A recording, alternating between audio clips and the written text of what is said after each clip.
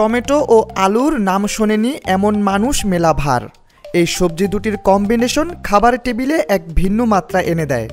মাছ অথবা মাংস যে কোনো আমিষের সাথে সবজি দুটি মিশে যায় আপন মহিমায়।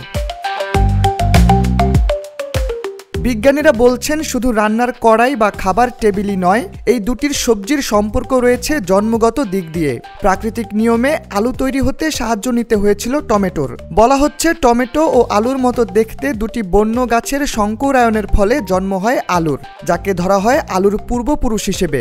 সে থেকেই বংশবিস্তারের মাধ্যমে আজকের আধুনিক আলু এসে পৌঁছেছে আমাদের রান্নাঘরে। আলু নিয়ে এই যুগান্তকারী তথ্যটি দিয়েছে চীনের একদল কৃষি বিজ্ঞানী ও বায়োজেনেটিক বিশেষজ্ঞ।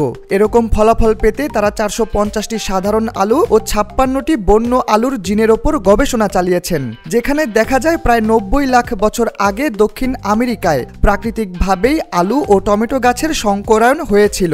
দেখতে বন্য টমেটো ও আলুর গাছের মতো দুটো উদ্ভিদের পরাগায়নের মাধ্যমে আলুর পূর্বপুরুষের উৎপত্তি।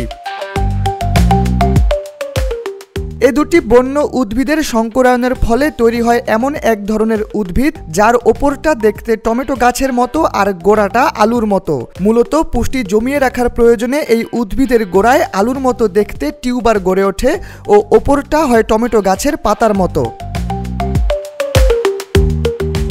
গবেষণায় বিজ্ঞানীরা আরও জানতে পেরেছেন বন্য আলু ও টমেটো গাছের উৎপত্তি আজ থেকে আরও প্রায় 1,40,00,000 বছর আগে। এরপর প্রায় 50 লাখ বছর পর তারা প্রাকৃতিকভাবে মিলিত হয়ে আলুর পূর্বপুরুষের জন্ম দেয়, যা থেকে এসেছে আজকের আধুনিক আলু। আর বিজ্ঞানীরা এর নাম দিয়েছেন সোলানাম টিউবেরোসাম।